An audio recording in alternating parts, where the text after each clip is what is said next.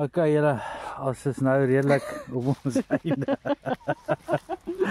Liesel is ja, ek het eintlik meer hammering gevat en dit lyk of iemand my op die oog geslaan het. Hierdie pad sien. En hy's vol sulke gate.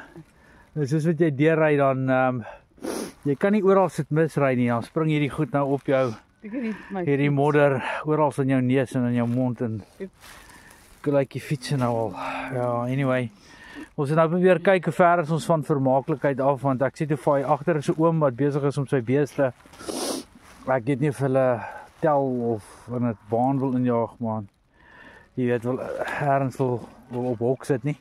Maar as ons nie nou binne die volgende 5 km vermaaklikheid kry en daar kan charge nie, dan gaan ek terugry na die oom toe en vir hom vra of ons hier by hom kan kuier as die fees van die ongenooides tipe ding.